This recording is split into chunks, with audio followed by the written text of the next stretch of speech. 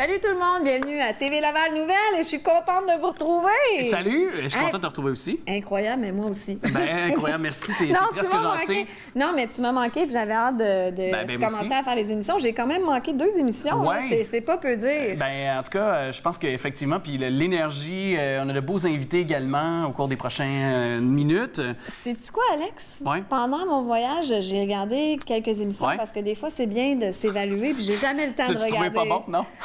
Non, j'ai été surprise. Je nous aimais. Ben, moi aussi, je nous aime. Je trouvais qu'on avait une belle complicité, une belle énergie. Je pense que c'est palpable des gens qui nous regardent depuis le début de cette saison-là. Je pense que les gens le sentent. Mais est-ce que tu t'es quand même tenu au courant durant ton départ? T'as-tu décroché complètement? Écoute, non, j'ai pas décroché. J'allais quand même voir mon Facebook, évidemment, puis je regardais autre chose, mais je vais pas. Fait que finalement, t'as compris que même Giovanni Apollo trouve que le Canadien passe un mauvais moment. Ben oui, écoutez, là, ça va pas bien ça va pas bien en général dans l'actualité. Hein? Non, effectivement. On est comme dans un tournant, c'est bizarre, mais en tout cas, le méchant sort, la vérité sort au grand jour, et peut-être que c'est une bonne chose. Mais en même temps, de bonnes nouvelles pour les gens. Juste avant la fin de l'année, on aura des baisses d'impôts. On aura Rares Bourlacou qui viendra nous parler de justement ce que le gouvernement Couillard nous a annoncé au cours des derniers jours. On va parler du marché de Noël également. Centre de la nature. On va parler de Opération Nez Rouge. Aussi, qui arrive en pleine cette période de l'année pour vous accompagner avec les parties de bureau. Et du film Justice League. Avec le beau Nicolas Vincent Poirier qu'on adore. Alors, grincheuse de Noël que tu es, oui, je te dis...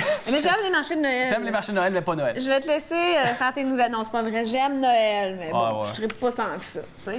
Elle dit pas ça hors d'onde. Mais je propose ça aux gens, par exemple, pour vrai. Je propose une solution rapide avant de parler de nouvelles pour le Canadien de Montréal. Ce qu'on pourrait faire, c'est mettre les bâtons au centre de la glace, comme on fait durant les patinoires extérieures, et puis échanger les bâtons avec les joueurs du Canadien puis ceux qui sont les adversaires du Canadien. Mettons Austin Matthews dans le CH, comme samedi dernier, ça pourrait très bien se prêter à l'attaque massive du Canadien. Trêve de plaisanterie, voici votre segment nouvelle. 12 autres accusations pour Yvon Boulet. Lui qui a été arrêté par les policiers le 12 octobre. Yvon Boulet, un ancien instructeur de cours de conduite, était de retour devant le juge le 16 novembre pour faire face à 12 accusations supplémentaires à caractère sexuel. Et par ailleurs, dans son dossier, on retrouve donc 6 autres accusations pour exploitation sexuelle et 6 pour agression sexuelle sur des mineurs alors qu'il était en position d'autorité. L'individu âgé de 71 ans a été embauché par différentes écoles de conduite situées notamment à Laval et Saint-Eustache. Les faits reprochés se seraient produits entre 1983 et 2017 dans le cadre de son travail et des menaces de mort auraient été proférées aussi afin de s'assurer du silence des allégués victimes. Yvon Boulet est en liberté avec condition en attente de son procès. Il reviendra au palais de justice dans quelques mois pour son enquête pro forma. Alors, dossier auquel on va vous tenir au courant. Le maire de Mers qui plaint de l'ignorance, c'est le 17 novembre au palais de justice de Laval que s'est ouvert le procès de Marc Demers en lien avec une histoire de financement illégal qui remonte à la campagne électorale de 2013. Mis à l'amende l'hiver dernier par le directeur général des élections, M. Demers avait rapidement déclaré qu'il contesterait le constat d'infraction, considérant qu'on lui reprochait d'avoir enfreint une disposition de la loi sur les élections et les référendums dans les municipalités en toute connaissance de cause. En clair, si le maire de Laval reconnaît avoir consenti à sa formation politique en octobre 2013 un prêt de 28 000 $, il plaide l'ignorance quant au prêt maximal permis par la loi. Je ne savais pas que la limite était de 10 000 $, a-t-il dit lors de son témoignage le 17 novembre devant la juge Caroline Roy de la Cour du Québec. Idem pour l'agente officielle du mouvement lavallois, alors en exercice, Isabelle Piché, et le directeur de campagne électorale de l'époque, Gilbert Garner. Ce dernier, qui occupe aujourd'hui le poste de chef de cabinet du maire de Mers, a été le premier des 2 témoins que la défense a fait entendre. Monsieur Garner et de Mers sont tous deux affirmés avoir été informés par la première fois de ce plafond de 10 000 $ qu'au lendemain d'une formation offerte par le DGEQ à laquelle Isabelle Piché avait assisté en février 2014. Monsieur Demers et son chef de cabinet ont fait valoir qu'ils n'avaient tellement rien à cacher que le mouvement lavallois avait rendu public le 11 octobre le cadre financier électoral du parti, lequel faisait notamment état d'un prêt de 28 000 $ à venir de la part du chef et candidat à la mairie celui qui est maintenant, évidemment, réélu maire depuis le 5 novembre dernier. Et en terminant, vous voyez sans doute mon nœud papillon, c'est le mois de novembre, le mois dédié à la recherche et la cause du cancer de la prostate pour les hommes. C'est Procure qui vous donne ce nœud papillon novembre. Alors, si vous pouvez donner, vous en procurer un, c'est pour l'excellente cause. On passe maintenant à Stéphanie Léveillé-Denis qui nous parle d'intelligence artificielle. Nous sommes ce matin avec Marc-Olivier Schull de Myéline Intelligence Artificielle, donc au profit de la santé mentale. Bonjour Marc-Olivier, ça va bien? Ça va très bien, toi? Très bien, merci. Donc, on a eu l'occasion de se rencontrer au TEDx Laval au printemps dernier, où est-ce que tu as fait ton exposé sur ton projet actuel, qui est Myéline. Donc, explique-nous brièvement en quoi il s'agit, parce que quand on parle d'intelligence artificielle, les gens, tout de suite, là, on parle avec des scénarios de fin du monde et de Terminator. Là, c'est vraiment pour cerner des problèmes mentaux de façon plus efficace. Oui, alors déjà, rassure-toi, non, je ne suis pas en train de construire Terminator ou iRobot ou quoi que ce soit. Je suis content que ça te rassure. Mais ce qu'on est en train de faire, c'est vraiment essayer de s'attaquer à un gros problème qu'on a dans la société aujourd'hui. C'est qu'on est en train de développer plein de recherches dans le domaine de la santé mentale. Sauf que cette recherche est absolument pas rendue accessible, que ce soit aux patients ou aux professionnels. Okay. Puis une des raisons là derrière, c'est parce qu'on a trop de masse d'informations. On a plus de 3000 articles par jour, ce qui fait qu'aucun humain arrive à lire tout ça puis à se tenir à jour. Et puis si l'humain était capable de le faire, il ne serait pas en train de faire des diagnostics, j'imagine. Exactement. On a estimé que rien qu'un autisme, il faudrait que je passe 18 heures par jour à lire pour me tenir à jour. C'est sûr que si je fais ça, je fais plus beaucoup d'interventions. Et voilà. Donc nous, on essaie de prendre des intelligences artificielles puis de leur renseigner à faire ce travail-là pour que si jamais moi, en tant qu'intervenant ou qui que ce soit qui se pose une question sur la santé mentale, puisse directement venir et obtenir une réponse qui soit sûre et scientifique, ce qui est déjà beaucoup, efficace et qui en plus soit personnalisée pour sa situation unique. Et puis, bonne nouvelle, ça va bon train. Ça fait déjà un certain temps que vous travaillez là-dessus. Et à l'heure où on se parle, on est dimanche matin. La plateforme va être lancée sur votre site web, donc disponible. Et c'est pas seulement disponible aux professionnels de la santé mentale, ça y va par plusieurs niveaux, à ce que je comprends. Donc, les gens qui sont juste un petit peu curieux à savoir, écoute, j'ai un autisme dans ma famille, parce qu'on s'entend que vous débutez avec l'autisme au départ. C'est le premier bloc auquel vous vous attaquez, qui n'est pas rien, qui est vraiment énorme. Exactement. Nous, on a décidé de choisir de construire un premier prototype dans le domaine de l'autisme pour ensuite pouvoir étendre à tous les domaines de la santé mentale. Donc là, notre premier prototype va être disponible lundi. Oui. Que tout le monde pourra venir sur myéline.ca ou myéline.info puis pouvoir commencer à tester l'intelligence artificielle. Ensuite, c'est un prototype. Il y a des choses à améliorer encore, mais c'est justement l'occasion pour que tout le monde puisse nous donner des feedbacks, que ce soit des parents, des amis, des intervenants, pour nous aider à l'améliorer puis préparer notre version 2 qui sortira en janvier. Janvier avec une application mobile. Oui, donc on est dans l'air du temps. Et puis, ta vision sur ça, la vision de ton équipe, où est-ce que vous aimeriez amener le projet et puis qu'est-ce que vous avez besoin pour vous rendre à cet objectif? Je te dirais que notre vision, c'est vraiment de pouvoir révolutionner tout le domaine de la santé mentale. C'est le problème dont on parle. Comme on disait, là, on commence par l'autisme, mais c'est quelque chose qui est généralisé pour non seulement la santé mentale, mais toute la médecine, tout le domaine scientifique de façon générale.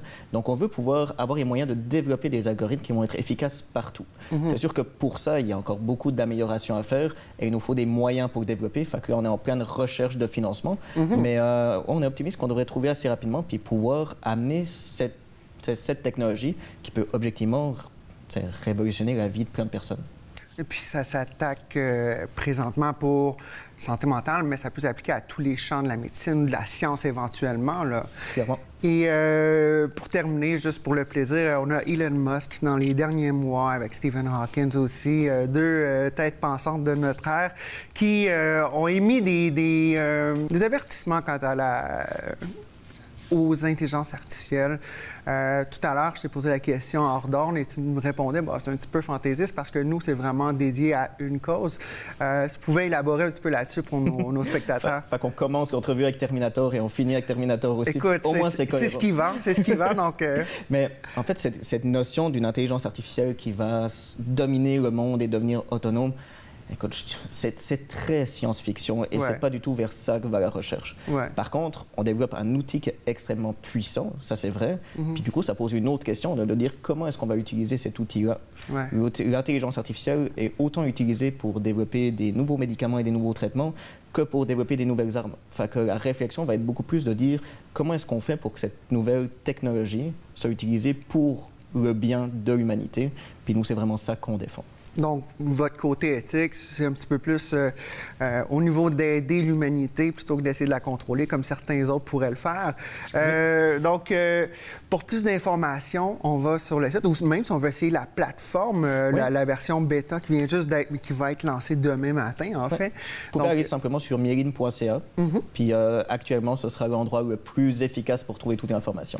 Et puis, les paliers d'entrée sont gratuits, comme tu m'expliquais. Évidemment, si vous avez une clinique en santé mentale, là, il y a un autre processus qui s'applique. Comment ça fonctionne brièvement pour ce qui est des cliniques, des médecins qui voudraient aller chercher un petit peu plus haut dans En fait, leur c'est vie? ça. Nous, on est une entreprise sociale, comme je le disais avant. Donc, on a toujours une partie qui va être gratuite dans la logique du freemium, parce qu'on veut que tout le monde y ait accès. Ensuite, quand on veut des services supplémentaires, comme par exemple des analyses statistiques plus avancées pour des cliniques ou pour des intervenants, pour des choses comme ça, là, les personnes peuvent nous contacter. Puis nous, on peut se créer des services sur mesure. Puis au bout d'un moment, on va commencer à sortir des packages déjà préfaits pour certaines Tel entreprises. type de clinique, tel Exactement. type d'entreprise. Eh bien, c'est super intéressant. Bien, Marc-Olivier Schull, un gros merci d'être venu nous voir ce matin, et puis malgré le jet lag et tout le tralala. Et puis, si vous voulez plus d'informations à la maison, mieline.ca, tu me disais.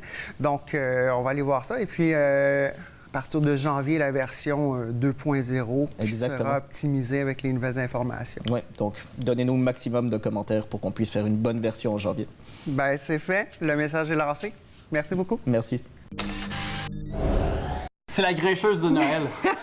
C'est la grincheuse. Pourquoi je savais que tu allais dire une niaiserie? Ben, parce que tu me connais. Ah oui, effectivement. Écoute, j'allais dire que tu m'as coupé, mais en tout cas, Pas grave. j'allais dire que je suis pas nécessairement une fille qui tripe sur Noël. Tu sais, il y en a qui se possèdent plus Noël. Ouais. Mais j'aime particulièrement les marchés de Noël. Les marchés de Noël qui aura lieu Les du marchés 8 de Noël, j'adore qui aura ça. lieu du 8 au 10 décembre. La 7e édition, c'est au Centre de la Nature. Puis on a Karine Perrault qui est avec nous, qui est la coordonnatrice justement du Centre de la Nature et qui est aussi responsable de l'événement. Allô? Bonjour, Karine. bonjour. Tu dois être une Merci tripeuse de de Noël. Oui. Merci de l'invitation. Plaisir. Faut-tu justement être une tripeuse de Noël? Ben, organiser ça? j'imagine. Ben, veux pas, effectivement, ça l'aide là, à penser, Ouais. puis le concept, là, ça que l'aide vous un peu. Mais je suis travaillez pas toute seule, là-dessus. hein? J'ai une équipe. Une équipe? ouais, on a une Ben, équipe vous au travaillez Centre- là-dessus oui. depuis longtemps. Ah, ben, quand on le finit au mois de février, dès que c'est fini, on a un ouais. mois pour le mois de février, on rentre. Vous travaillez là-dessus toute l'année. Toute l'année, c'est un gros marché de Noël, c'est des exposants, 60 artisans qui sont là, c'est plein d'activités, fait que veux pas, on a du recrutement à faire, donc... Recruter les exposants. Oui, tout en ça. plein ça. Mais là, quoi que le marché est quand même assez bien connu, qu'on a plus de demandes pour plus de demandes pour qu'est-ce qu'on est capable OK. d'accueillir. là. Ben, est-ce que devant cette demande-là, vous n'avez pas pensé de faire un marché de Noël jusqu'au 20 décembre, par exemple? Ben écoutez, c'est sûr qu'on y pense à chaque fois, mais c'est toute une organisation, donc Parce on que dit c'est juste pas un non, week-end. là. Oui, on est C'est sur trop un vite. week-end. Oui, on est sur un week-end. Pour l'instant, ça répond à la demande, mais on verra dans le futur. Si ça va Oui, si ça a lieu. Nouveauté cette année, Oui. quelles sont-elles justement? Ben, écoutez, cette année, on va avoir la halte nordique, donc une place où c'est que ça va être animé sous igloo, où les gens vont pouvoir venir se réchauffer, donc profiter des activités, puis Du vin prendre une chaud. petite pause, vin chaud, petite soupe, café, Un bon chocolat punch. chaud. Donc, puis il y aura des chansonniers, des contes tout au long de la fin de semaine là, qui, à tour de rôle, là, va prendre la scène. Là, fait qu'on pense bien que ça va être un franc succès, cette halte-là. Mais il n'y a pas... Hey, je me sens ennuyée de toi, Alex! Merci, Ça ben oui, paraît-tu? ça paraît-tu, hein? Y a-t-il un endroit, là, je pense que, si j'ai bien compris, un endroit où les enfants peuvent faire leurs demandes Oui, au en Père fait, Noël? on a le village des arts Village pour des nous, Arts. qui est le village féerique, si on peut dire, au marché de Noël. Donc, les maisonnettes sont animées et dans une des maisonnettes, c'est la lettre au Père Noël. Donc, on a du papier à lettre qui a plusieurs choses, c'est que les jeunes peuvent prendre ou parents adultes, pas juste les enfants. Donc, elles peuvent venir écrire leur petite lettre au Père Noël. Est-ce qu'il y a une date limite pour faire ses demandes au Père Noël? Y a-t-il un moment donné qui arrête de prendre les demandes? Je pense qu'il prend jusqu'au 24 au soir. Oui. Ah Moi, oui, je pense qu'il- juste OK, parce qu'il y a quelque chose de magique, il n'y a Ouais. pas tant Non. besoin de grande préparation. Ça paraît que t'es pas une j'imagine. fille de Noël. Ben, toi. Non, mais c'est à se demander. Ben oui, écoute. non, mais Il y quand aurait même. peut-être une date limite pour les Ben, demandes. peut-être, ben Je oui. sais pas. Mais je pense que, puis tu sais, le Père Noël, il est tellement, il passe partout. Il y a même s'il y a des cônes oranges partout ici à Montréal, puis la grande région de Laval. Là. Non, mais- il sait comment se rendre. Karine, moi, marcher j'avais pas à gérer ça quand j'étais petite parce que j'étais une enfant modèle, Modèle, hein? tellement Ouais, sage que moi. Tu savais que t'allais avoir déjà tes cadeaux. Exactement, c'était pas compliqué. Mais tu sais, on parlait pour revenir un petit peu aux activités, puis il y a aussi, parce que je regardais ça, il y a plein d'ateliers aussi qui sont, Oui, sont en offerts plein en thématique ça. de Noël, Oui, je en pense. thématique, on a notre Mon beau sapin qui est un atelier où c'est que horticulture, c'est que les jeunes choisissent son sapin, le décor et repartent avec un vrai sapin baumier qui est en collaboration avec le Club des 4H. Donc ça, c'est une activité qui est propre au centre de la nature puis que les jeunes sont bien contents de repartir. Sinon, on a avec les bibliothèques, on a des contes dans une maisonnette. Le jeune peut également aller visiter le Père Noël dans la maisonnette. Ouais. C'est très, très... comment dire, très... Féerique. Oui, féerique. Bucolique. Oui, en plein ça. Puis c'est très intime, en Ouais. fait. Donc, Puis tu sais, le fait que, puis souvent, on est tributaire de Dame Nature, Oui. tu sais, puis encore plus à cette période de l'année, le 8-10 décembre, où l'hiver sera sans doute très enclenché Oui. niveau température. Donc c'est sûr que ce qui est intéressant, c'est que vous êtes à l'intérieur. c'est en plein ça. C'est un peu pour ça que, vu que c'est sur une fin de semaine, on le fait sous chapiteau pour vraiment attirer les gens. Beau temps, mauvais temps. Il est chauffé, le chapiteau. Donc, il n'y a aucun problème s'il ne fait pas beau. Nos activités aussi sont toutes à l'intérieur. Donc, c'est sûr qu'on a de l'ambiance à l'extérieur, Ouais. mais quand même, il n'y a pas... Il n'y a pas de raison de ne pas venir vous visiter. de pas venir vous Il y a visiter. des promenades en carriole aussi. Oui, en plein ça, oui, gratuitement. Pratiquement toutes nos activités sont Tout est gratuites. gratuit. OK. Donc, à l'exception des artisans qui est là pour acheter leur Est-ce que vous savez œuvre. si on va mettre, comme à l'époque des temps froids, encelés à la campagne, il y avait un petit verre de petite tranche de whisky, un petit flacon, puis il y avait des briques qu'on chauffait sur le bord du poêle. On les mettait en dessous des couvertes, puis les briques chaudes nous réchauffaient les pieds. Là, ça va être du punch. On sait dessus si ça va être ça. Ça va être le vin chaud ou la petite couverte Ouais. qui va pouvoir nous réchauffer dans la carriole. Puis peut-être que Rudolph sera là pour tirer la carriole, sait-on jamais? On ne sait jamais. On a des lutins qui sont là tout le long de la fin de semaine pour faire plein d'activités avec vos jeunes. Donc, venez le rencontrer. Certainement. Ça, Alors, ça se passe au Centre de la Nature, au 901 Avenue du Parc à Laval. Oui. Et puis, OK, ça commence à 10 h le vendredi 8. C'est de 10 h à 21 h. Oui, C'est bien le ça? samedi de 10h à 21h. Le vendredi de 10h à 21h. Le samedi de 10h à 20h. À 20 heures, oui. Pardon. Puis, 16 heures, je pense, le ouais, dimanche. le dimanche, on termine à 16h. Pour toute la famille, c'est gratuit. Oui. hey, merci. Joyeux Merci. Noël. Ça fait Karine, plaisir. joyeux Merci Noël. également. Merci.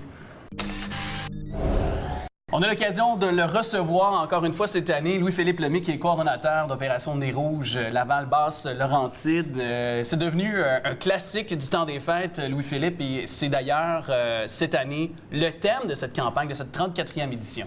Oui, exact. Ben, c'est le message qu'on veut véhiculer. C'est devenu une tradition, autant pour les bénévoles qui, chaque année, ça fait partie de leur temps des fêtes, de venir s'impliquer à l'Opération Nez Rouge, de venir passer une soirée de plaisir à l'Opération Nez Rouge, comme c'est devenu aussi une tradition pour des nombreux clients d'appeler le service de l'Opération Nez Rouge pour profiter à fond de leur temps des fêtes. Pour les bénévoles, c'est quasiment comme une soirée de party. Là. Il y a plein d'anecdotes qui vont Ben, découler de ça. Ben, moi, c'est ce que je dis. Nez Rouge est d'accord? Hey, on a l'honneur de recevoir Ouais. les rouges quand Aussi. même. Je suis vraiment excitée. Fallait pas j'oublie. Désolé, j'ai oublié les présentations. Ben Nez oui, Rouge. franchement. Hey, garde, excuse-nous, c'est en plus, c'est toi la vedette. Grâce à toi, si on peut nous raccompagner chez nous. Depuis 34 ans. Depuis 34 ans d'ailleurs. Vieillit pas, il prend pas une ride. Non, toujours. il est assez intact, exact. Mais Opération Nez Rouge, c'est non seulement une tradition, mais en plus, c'est presque devenu une nécessité. Là. Ouais, les mais- gens s'en vont dans les parties puis ils savent qu'ils vont appeler Nez Rouge. Exact, mais je vais revenir sur ce que tu disais tantôt. Pour les gens, c'est comme un party d'aller faire Nez Oui. Rouge. Mais moi, c'est le message que je véhicule à tout le monde parce que, tu sais, maintenant, quand on parle de bénévolat, des fois, ça fait peur. On veut pas du bénévolat. Je vais aller donner de mon temps. Mais tu vas payer 20 $, tu vas aller faire de l'escalade avec tes amis pendant une soirée, mais tu peux venir à Opération Nez Rouge, c'est gratuit, puis tu vas avoir du plaisir. Les gens, ils trippent à Opération Nez Puis tu Rouge, rends vraiment, service en littéralement. plus. Exact, puis tu rends service. Et je regardais des statistiques récentes en disant qu'il y a 93 des gens qui ont une opinion favorable d'Opération Nez Rouge, qui ont utilisé les services, et, si je ne m'abuse, et qui ont aimé ça. Là, Mais le taux de notoriété sur le sondage, 98. 98. Exact. 98. Ouais. Si on demande aux gens là, dans la rue, est-ce que vous êtes favorable à l'Opération Nez Rouge, qu'à 98-99 tout le monde n'a rien de négatif à dire. C'est ça. Et pour l'avoir déjà fait, c'est toujours des belles soirées de raccompagnement et avoir utilisé le service inverse aussi, c'est-à-dire de me faire accompagner. Les gens sont toujours très respectueux, super aussi serviables finalement. Donc, moi, je ne dis que du bon d'Opération Nez Rouge. Et en plus, ce qui est intéressant, c'est que les fonds amassés, ça va à des organismes, à des fondations parfois, dans des localités comme ici à Laval, par exemple. Exact, à des organismes dédiés au sport ou à la jeunesse, au sport amateur ou à la jeunesse. Comme à Laval, on a un programme de bourse qu'on crée avec les fonds de l'Opération Nez Rouge, puis on les remet dans le cadre du Gala Sport Laval. L'année dernière, on a remis plus de 45 000 $ en bourse à des athlètes de la région. Et quand on parle de fonds, là, c'est un service gratuit. On s'entend, c'est juste qu'on donne. Exact, c'est une contribution volontaire. Les gens, les clients qui appellent l'Opération Nez Rouge, c'est gratuit, puis on demande une contribution volontaire qui n'est pas obligatoire. Si on a envie d'être bénévole, qu'est-ce qu'on fait? Si vous avez envie d'être bénévole, opérationnezrouge.com, il y a un formulaire d'inscription à remplir. Vous pouvez le remplir en ligne, vous pouvez le remplir physiquement, puis vous nous le retournez avec une copie comme quoi il est signé. Et ici, secteur Laval-Basse-Laurentide, comment ça se passe, l'Opération Nez Rouge? Est-ce qu'il y a beaucoup de clients? Est-ce qu'on voit qu'il y a les gens, justement, la conscientisation, la sensibilisation fait en sorte que davantage d'usagers d'année en année? Comment on peut dresser le portrait? En fait, le téléphone ne dérougit pas à Laval. Surtout avec un numéro comme celui-là, qui est fantastique. 514-Mont-Carenton. Oui, pour la région, là, notre numéro de téléphone, qui est une gracieuseté de 6 Télécom, 514-Mont-Carenton, pour nous rejoindre. Comment ça se passe? C'est sûr, on a beaucoup de bénévoles, mais on en veut toujours plus. On en a il y a tellement d'appels. Ouais. Si on veut répondre à la demande, on demande aux gens de s'impliquer à fond, mais ça se passe bien, puis l'ambiance est bonne. Puis on est situé au Cosmodome, c'est assez central, c'est facile pour les gens de la région. Avez-vous plus de mal à avoir des bénévoles pour la soirée de Noël, le réveillon de Noël en tant que tel? 31 décembre c'est pas un problème? Oui, 31 décembre, effectivement. En fait, on n'a jamais de difficulté à aller chercher des bénévoles. Il y a toujours beaucoup de bénévoles, mais on en voudrait toujours plus, c'est sûr. C'est des bonnes soirées à occuper. Je voulais aussi parler de l'application. Parce que vous êtes 2.0 également. Les gens peuvent vous appeler au numéro de téléphone, mais l'application aussi est fort intéressante pour un usager aussi. Oui, puis il y a une nouveauté cette année. Les gens peuvent se mettre une alerte sur l'application Nez Rouge, en fait, pour se rappeler d'appeler l'Opération Nez Rouge pendant leur soirée, si jamais, peu importe comment se passe leur soirée. Ils peuvent se mettre une alerte, puis là, l'Opération Nez Rouge va vous envoyer une petite notification. C'est une deux soirées quand tu ne te rappelles pas que tu que tu as appelé Opération. Exact. Puis tu peux aussi avoir le temps d'attente approximatif pour les régions importantes. Et carrément faire aussi ta demande, c'est-à-dire qu'on peut rentrer par l'application, puis vous, est-ce que vous à la centrale ou au Cosmodome, est-ce que vous pouvez recevoir les avis des gens qui veulent... Non, il faut appeler le service. OK, il faut appeler le service, OK. Il faut appeler le service, mais sur l'application, on peut voir le temps d'attente, le numéro de téléphone pour chaque région. Donc, on peut peser sur le bouton directement par l'application et appeler le service local ou régional. J'ai dans mes notes, la première soirée de raccompagnement, c'était le 13 décembre 1984. 1984, exact. À ce moment-là, on ne devait pas se douter de l'ampleur que ça allait prendre. Et c'est partout au Canada maintenant. Il y en a partout. Il y a plus de 100 organisations cette année au Canada. Puis chaque année, on parlait de sommes qui sont amassées pour le sport amateur ou la jeunesse. C'est entre 1 200 000 et 1 300 000 qui est remis à l'échelle du Canada. Est-ce que tu as du raccompagnement, Louis? Oui, c'est sûr. J'aime aller en faire durant la campagne, absolument. Ça change les idées, puis c'est plaisant. Il nous reste combien de temps? Il nous reste quelques secondes. Je me disais, as-tu une anecdote drôle à nous raconter? Qui se dit, qui se raconte? Qui se raconte à la télé? J'imagine qu'elle était un petit peu longue, mais mon premier... Les rouges, déjà, il y en a quelques-unes aussi, je pense. Oui, s'il pouvait parler, lui, là. Des anecdotes, il y en a tout plein. Mon premier accompagnement que j'ai fait, je ne raconterai pas l'histoire au complet, c'est assez long, mais un don de 200 $. Wow! Mon premier accompagnement. C'est vrai, le monde sont généreux quand ils sont en état d'ébriété. Et pour avoir déjà fait, disons, incarné Nez Rouge, c'est une rockstar. On te saute dessus quand t'es dans Nez Rouge. Nez Rouge est... Oui, mais lui, c'est le vrai, par exemple. C'est lui, c'est le vrai, c'est ça. Moi, c'est parce que là, il peut pas être partout en même temps. J'étais déguisé, c'est ça. Mais pour l'avoir déjà intégré, là, je peux te dire une chose, c'est qu'effectivement, c'est comme une rockstar. On te saute dessus quand... Puis il sera partout durant le temps des fêtes, dans vos parties de bureau, dans les bars de la région. Vous allez pouvoir le croiser, j'en suis certain. Merci Néro, merci Louis-Philippe. Merci. Un petit câlin Bon avant temps de des finir. fêtes. Est-ce qu'on peut faire un câlin? Oh, oui! Est-ce que je peux Oui, faire Néro! un câlin?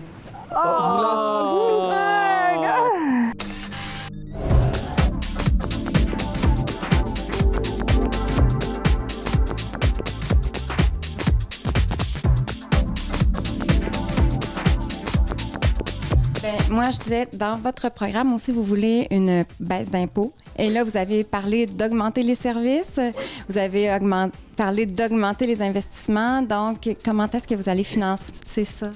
Bon, d'abord, il faut savoir que pour l'année dernière, le gouvernement du Québec a complété l'année avec un surplus de 2,5 milliards de dollars.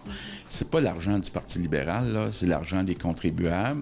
Il y a eu des grosses augmentations depuis 3 ans, entre autres dans les tarifs de garderie, tarifs d'électricité. Et nous, ce qu'on dit, c'est qu'il faut remettre. Ça équivaut à peu près à 1 000 $ par famille, ce qui a été pigé dans le portefeuille des familles. Donc, demain, il y a une mise à jour économique qui est déposée. On espère qu'enfin, le gouvernement libéral va remettre le 1 000 $ par famille qui a été pris en augmentation de taxes et de tarifs. Donc, je ne sais pas encore ce qu'il va y avoir dans la mise à jour, mais j'ai cru comprendre de la part de M. Laitao et de M. Couillard qu'il y aurait une baisse d'impôts. Donc, c'est bienvenu. Ça fait longtemps que la CAQ le demande. Mais moi, je pense aussi que c'est possible de financer des baisses d'impôts et de bien financer des services efficaces. Il y a des gains d'efficacité importants à faire, entre autres en informatique. Le prochain scandale au Québec, c'est pas la construction, c'est l'informatique. Nous, on a dévoilé là, qu'il y a au moins 500 millions de dollars par année qui se perdent en informatique parce que c'est comme un bar ouvert avec les grandes sociétés informatiques. C'est un exemple, mais il y a des gains d'efficacité à faire sans couper dans les services. Et nous, on pense que c'est possible à la fois de financer des baisses d'impôts et des augmentations de services. Parce que dans les dernières années, il y a eu beaucoup de coupures à ce niveau-là. Dans les écoles, on en a beaucoup entendu parler. Donc là, vous allez ramener ça à ce qui était avant ou encore plus? Plus. Parce que, bon, là, il faut distinguer. Nous, on veut investir en éducation. Okay? On pense qu'en santé, c'est pas tellement de l'argent qu'on a besoin, c'est une organisation plus efficace, entre autres avec les médecins de famille. Les médecins de famille, ce qu'on se rend compte, c'est que c'est bien beau là, qu'on ait 75 % des Québécois qui ont maintenant un médecin de famille, mais lorsqu'ils sont malades, le médecin de famille ou le groupe de médecine de famille n'est pas disponible. Donc, les gens sont obligés d'aller à l'urgence puis attendre 15 heures en moyenne. Bon, à la base, peut-être 13 heures, mais quand même, attendre longtemps avec leur enfant ou pour eux-mêmes, alors qu'ils devraient voir leur médecin de famille. Et les médecins de famille, il y en a la moitié qui ne travaillent pas le soir pour la fin de semaine. Je parle de leur groupe, leur clinique. Ils devraient, à tour de rôle, travailler le soir pour la fin de semaine parce que les gens sont malades le soir pour la fin de semaine. Puis, j'étais, comme ministre de la Santé pendant 1 an, celui qui a lancé les GMF. Puis au début, les GMF devaient être ouverts le soir et la fin de semaine. Puis le gouvernement libéral a fait un compromis. Donc, il a beaucoup augmenté le salaire des médecins de famille, mais en échange, il n'a pas exigé une prise en charge des médecins de famille. Puis là, on se retrouve qu'il y a 40 % des patients dans les hôpitaux qui n'ont pas d'affaires dans les hôpitaux, devraient être traités dans les cliniques. Donc, c'est pas tellement une question d'argent, c'est vraiment une question d'organisation, d'exiger une prise en charge des médecins de famille. Puis oui, il y a assez de médecins de famille. Il y a 8 500 médecins de famille. Donc, pour 8,3 millions d'habitants, c'est 1000 patients, même un peu moins, par médecin. C'est faisable, c'est raisonnable et il faut exiger ça des médecins de famille. Il faut changer leur mode de rémunération. Au lieu de les payer à l'acte, il faut les payer par patient en échange d'une prise en charge du patient 7 jours sur 7. Vous avez annoncé 2 nouveaux candidats, Adriana Dudas et Mauro Baron de Fabre-Émile-Île. Est-ce qu'il y en a d'autres candidats qui sont à venir? Bien, c'est sûr là, qu'à Laval, on vise à prendre un certain nombre de comtés. Adriana, je fais une activité avec une 60aine de militants ce soir. C'est une femme qui a de l'expérience en politique, a travaillé au fédéral. C'est une docteure en sciences politiques, donc c'est quelqu'un qui a une belle formation. Mauro Mauro Barone, c'est quelqu'un qui est très connu dans la communauté italienne. Là. Son père a à peu près construit toute la moitié de la ville de Saint-Léonard, donc très connu dans le... Puis je suis content d'avoir, autant du côté roumain que du côté italien, d'avoir des gens des communautés qui sont dans des comtés prenables, entre guillemets, pour la CAQ. Là. Évidemment, on ne commente pas les sondages, mais on les regarde, puis on voit que s'il y avait une élection demain matin, bien, on pourrait prendre des comtés à Laval, entre autres ces 2 comtés-là.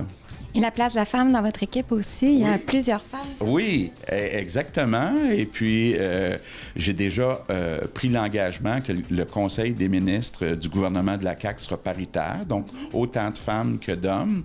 Et j'ai déjà annoncé des femmes comme candidates, puis je vais en annoncer d'ici Noël d'autres femmes candidates. Et j'essaie de viser la parité. Et on le sait que malheureusement, il y a moins de femmes que d'hommes qui souhaitent faire de la politique, mais il faut forcer les choses un peu. Puis je pense qu'on a eu un bon message qui a été envoyé aussi avec les dernières élections, entre autres la mairesse de Montréal. Donc, je pense que c'est propice à ce qu'on voit le pourcentage de candidats augmenter. Merci beaucoup, M. Legault. Ça fait plaisir. Oui.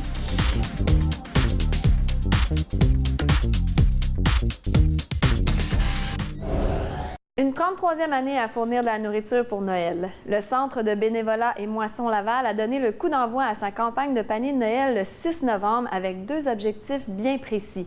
La récolte de 200 000 kg de denrées et 250 000 en argent. Bon an, mal an, 2000 paniers sont confectionnés en prévision de la période des fêtes afin de permettre à autant de familles de bien célébrer.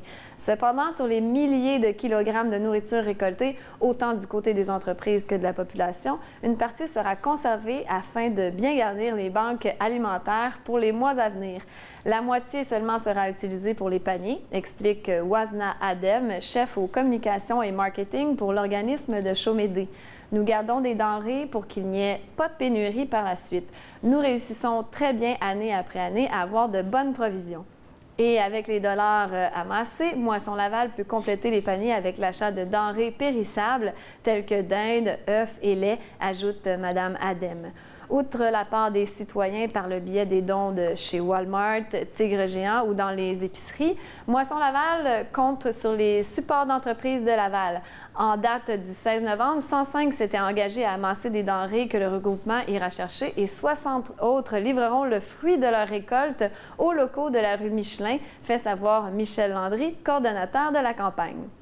Kevin Bazinet, artiste invité de Notes et Pinceaux. Après Dan Bigra en septembre, ce sera au tour du chanteur Kevin Bazinet de venir soutenir la mission des Maisons des Jeunes de Laval-Ouest et du Marigot le 21 décembre.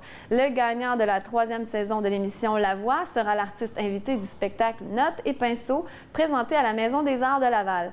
L'artiste Lise de Maisonneuve prêtera encore une fois son talent à cette activité de financement en réalisant une œuvre qui sera vendue au terme de l'événement. Ce dernier vise des profits avoisinant les 5 000 $, sensiblement la même somme que l'an dernier lors de la présentation d'Aquarelle en symphonie, mettant en vedette, entre autres, Claudette Dion et Monique Saint-Onge. L'argent recueilli va aider pour les 1500 repas communautaires que l'on sert chaque année aux jeunes et aussi à l'entretien des bâtiments, explique Francis Vernet, directeur des deux regroupements jeunesse, ajoutant que les billets au coût de 25 $ ont déjà commencé à trouver preneur parmi les 335 disponibles. Il est possible de se procurer un billet à la Maison des Arts de Laval. Eh bien, il est de retour pour nous parler de politique, Amélie étant son sujet préféré, alors elle se joint à nous également. Écoute, je connais pas beaucoup la politique, mais j'adore Arès, par exemple. En contrepartie, je suis certain que... C'est le point positif. C'est le point positif de cette chronique-là. Arès Bourlacou, merci Arès d'être là. aussi, j'apprécie beaucoup que toi, tu es vraiment un érudit et tu nous fais pas sentir ridicule. Non, Quand tu m'en parles, c'est comme si j'étais une experte La aussi. modestie, c'est une marque de noblesse. Il faut vulgariser. Et d'ailleurs, la modestie n'est plus tellement présente de nos jours, alors merci d'être là pour Merci, nous rappeler que c'est Un grand important. plaisir.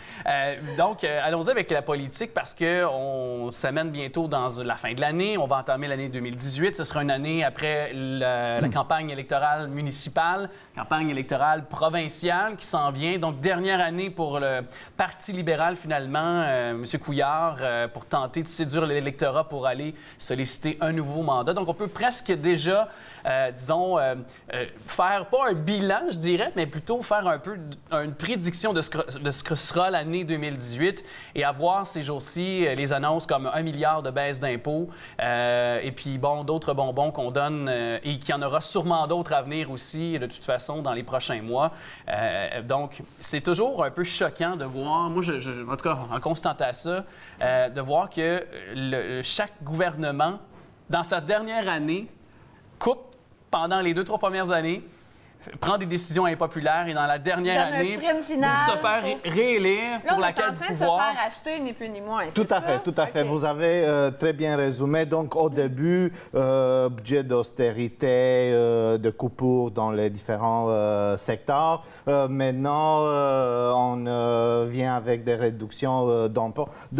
On équilibre un petit peu la balance, effectivement. Vous savez, on dit qu'en général, le moment où on entre dans une campagne électorale, l'électorat oublie tout ce qui se passait avant les 6 mois derniers. Alors, c'est tout à fait normal. Effectivement, ça va être, 1er octobre 2018, les élections provinciales. Alors, je pense qu'aujourd'hui, même avec la réduction d'impôts, on donne le coup parce que c'est 500 $ quand même. C'est non négligeable pour un couple qui a 2 enfants. Tu sais, 500 $, c'est quand même peut-être un loyer, c'est peut-être des activités qu'on paye, puis les 100 $ aussi qu'on remet aux enfants pour la rentrée. Quand même, c'est non négligeable pour un couple de nos jours, mais en même temps, c'est de l'argent qu'on a donné. Tu sais, je veux dire, c'est notre argent. Ils nous redonnent ça, mais c'est de l'argent qu'on a donné en trop. Ça n'aurait pas pu être coupé au départ, qu'on n'ait pas eu à le payer?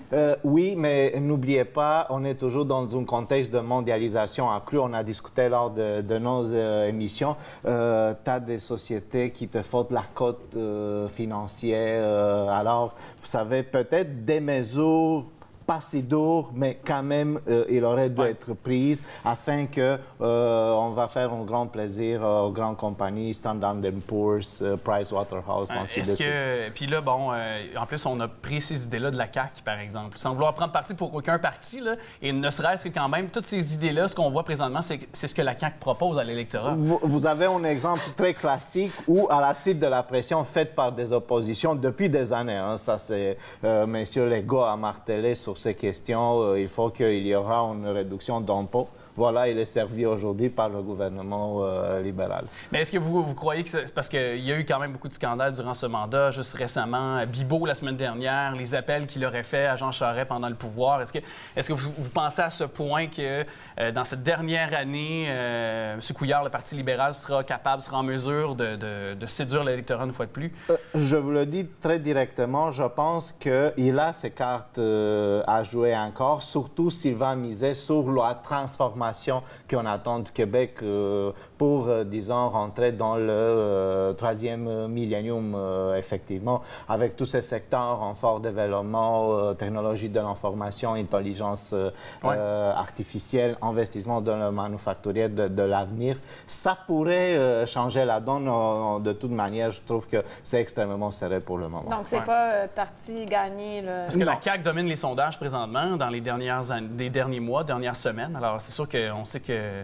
On n'aurait pas envie de changement un peu? Peut-être, mais il faut voir aussi l'équipe. Vous vous rappelez, en 2007-2008, c'était une vague adéquiste à ce moment avec Mario Dumont. Il a même réussi à imposer un gouvernement minoritaire au Québec.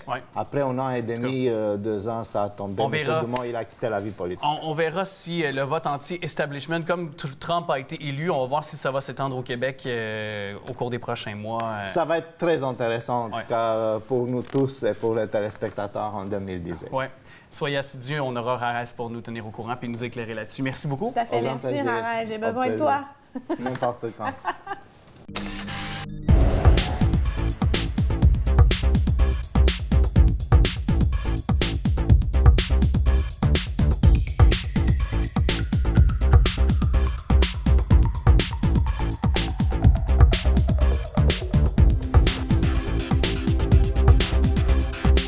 Un nouveau joueur dans le paysage des restaurations à Laval et je parle de Ricardo. Bonjour Ricardo. Bonjour à toi.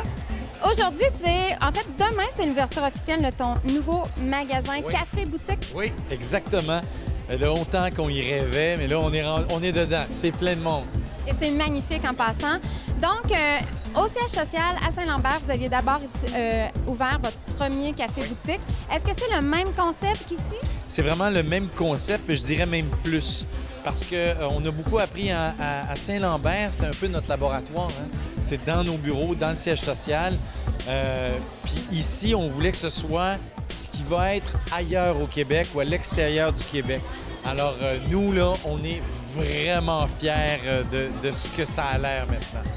Et puis, est-ce que dès le départ, quand vous avez ouvert ça, vous saviez que vous vouliez en ouvrir d'autres au Québec ou c'était comme tu disais, un laboratoire, puis là, advienne que pourra?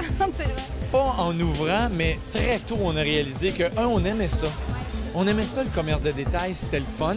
Le café n'était pas là au début, mais tout le monde nous demandait où est-ce qu'on peut manger, où est-ce qu'on pourrait manger. On avait un petit coin où on prenait de la photo, qu'on faisait de la vidéo. On s'est dit, pourquoi on ne transforme pas ça en petit café? Puis le petit café est devenu finalement quasiment un bistrot avec un vrai menu, ce qui est le même menu à Laval et à Saint-Lambert maintenant. Mais c'est vraiment, ça a commencé comme ça. Puis là, on s'est dit, hey, c'est le fun, il faudrait faire ça ailleurs. Donc ici, on peut retrouver sur le menu, il y a des brunchs, des lunchs, des soupers aussi? En fait, normalement, on ne fait pas les soupers. On suit les heures du commerce. Donc, le jeudi, vendredi, on est ouvert jusqu'à 9 h. Mais ici, dans le coin, au Centropolis, il y a beaucoup de restauration.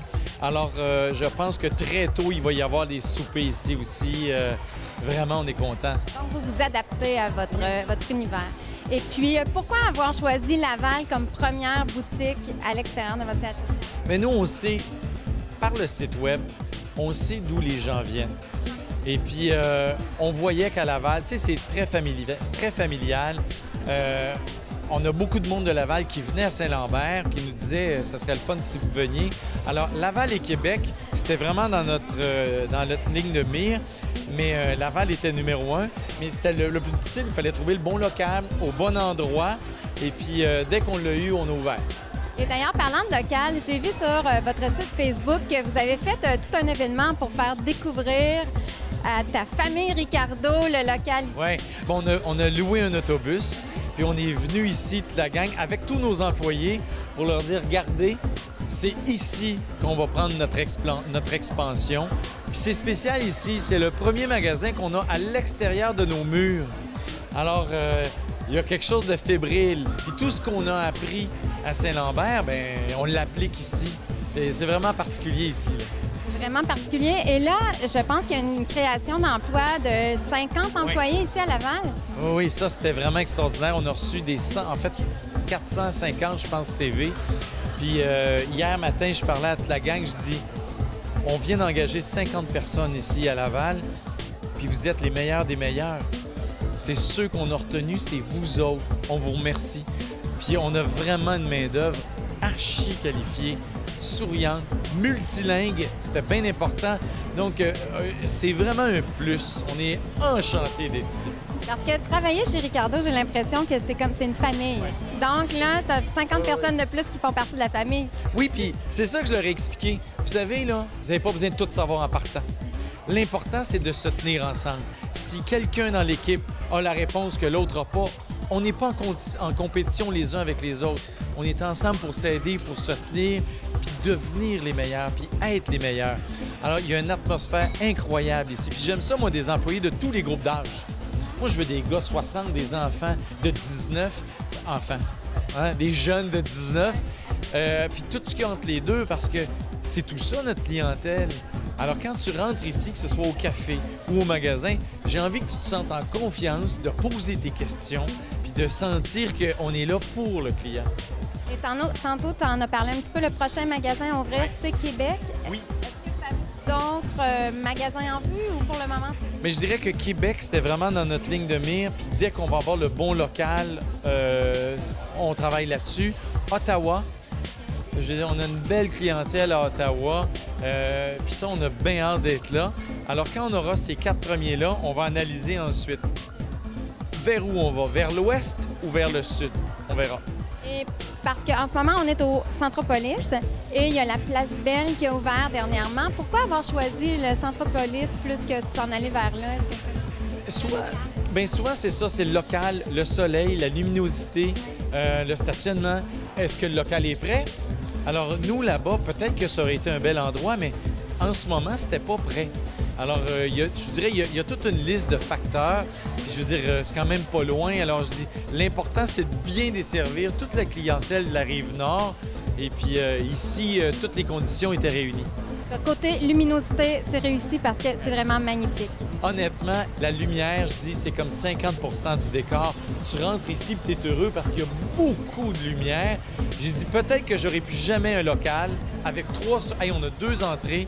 Il y a 3 faces avec des fenêtres. C'est exceptionnel. Merci beaucoup, Ricardo. Bonne ouverture de magasin. Hey, merci beaucoup. Merci à toi.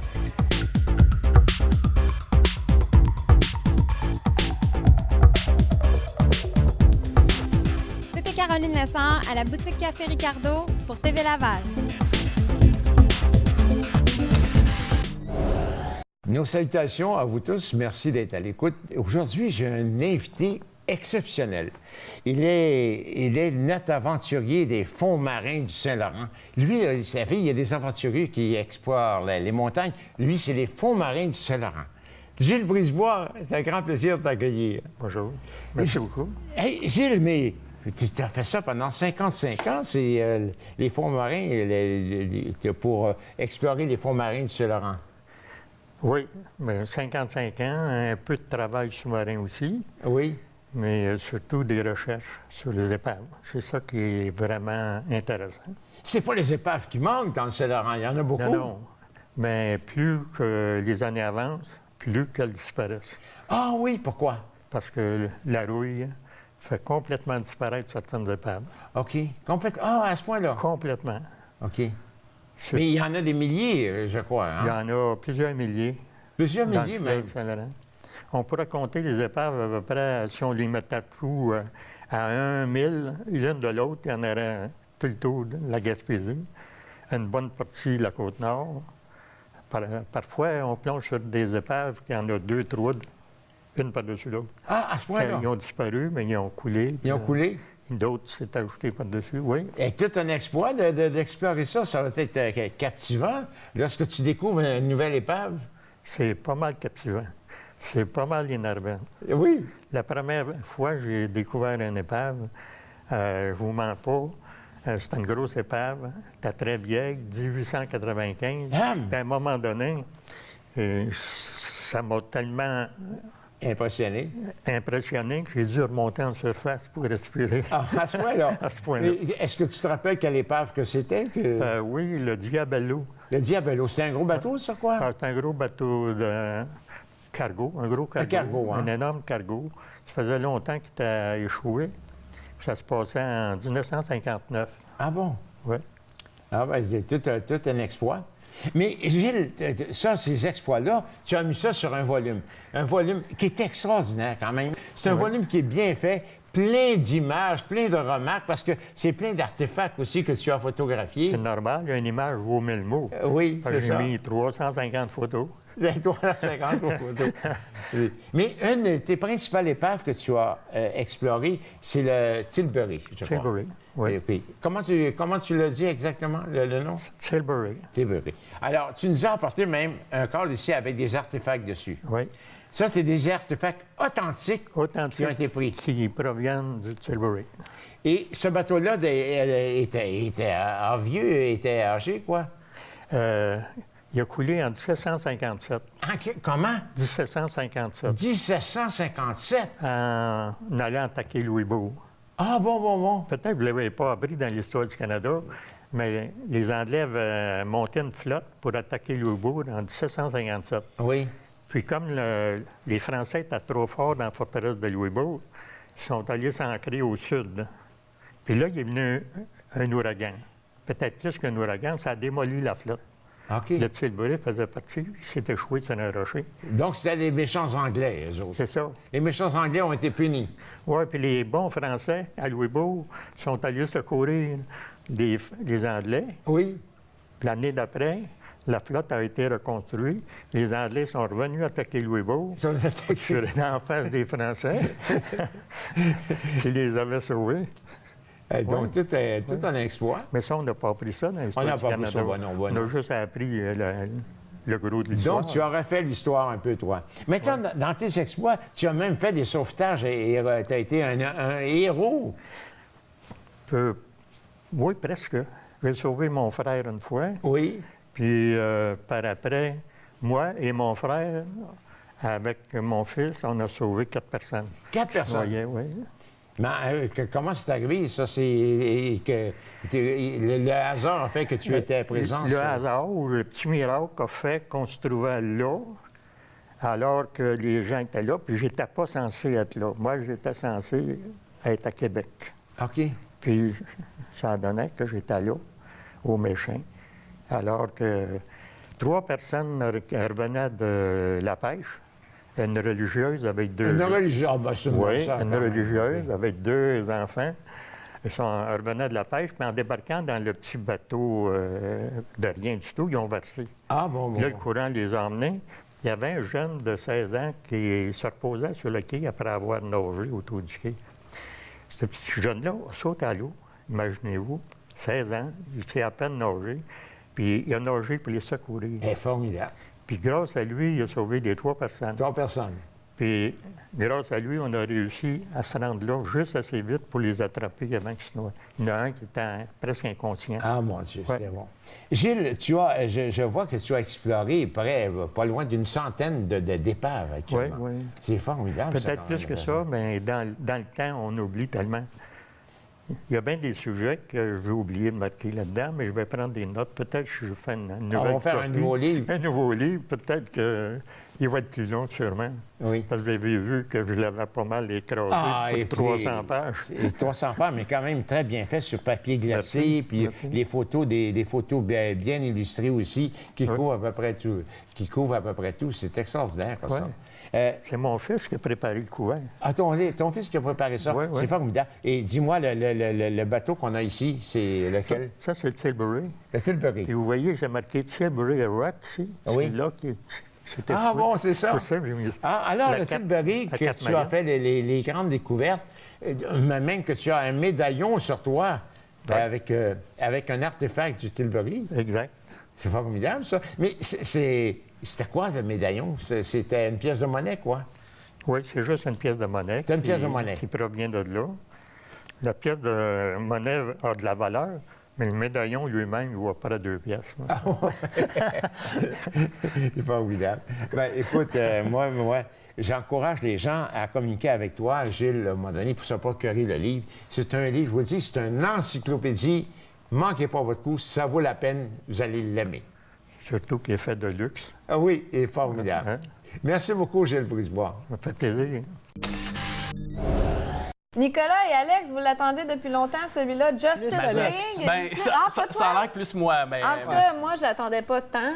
Mais bref, parce que j'ai été tellement déçue de Batman versus Superman, je me suis endormie dans le cinéma, alors...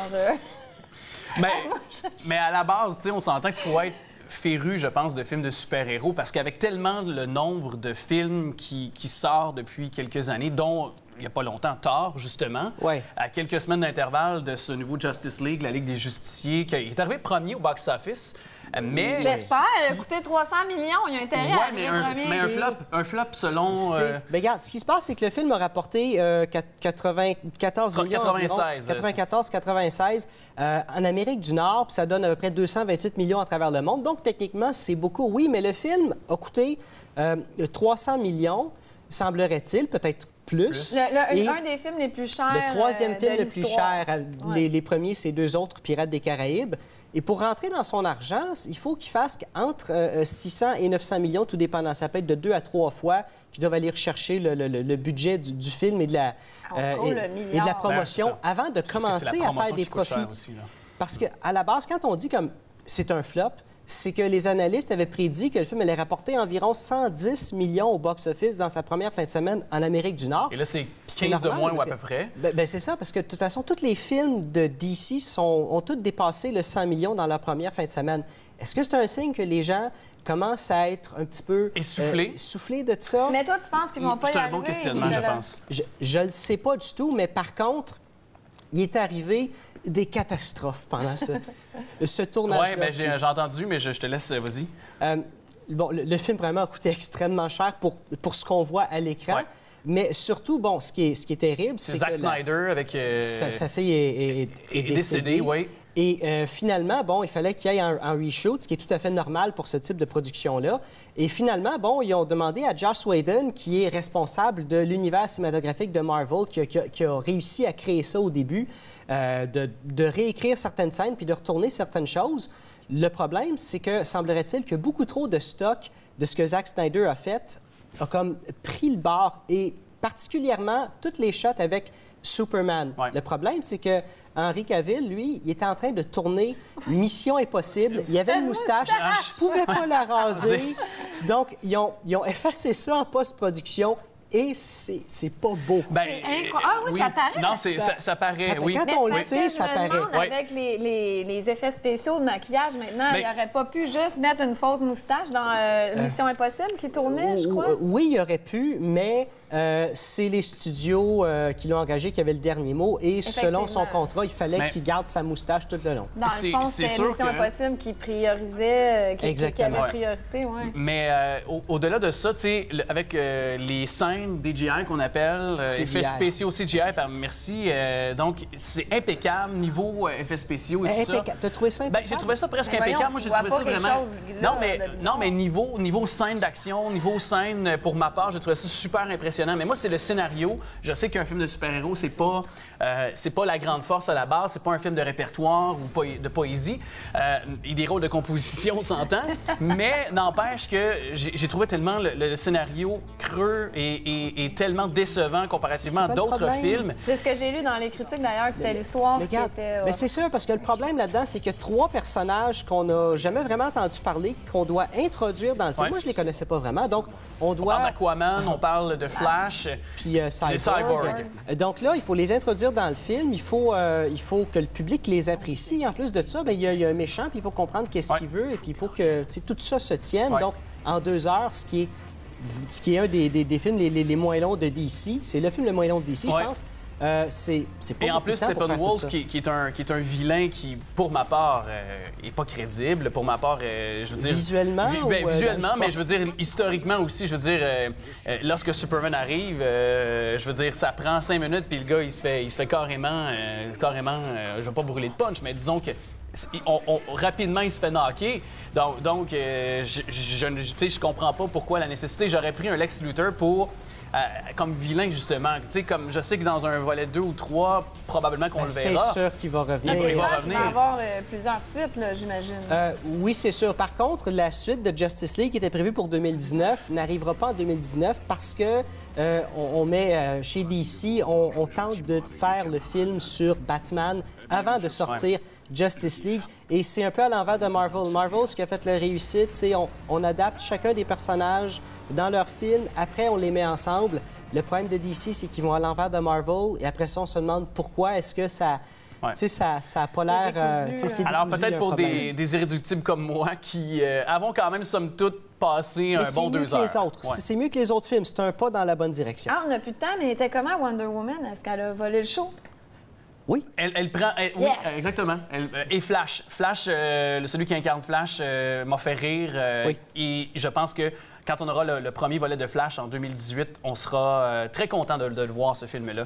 Je l'attends très aussi de manière impatiente. Merci. Merci, Nicolas.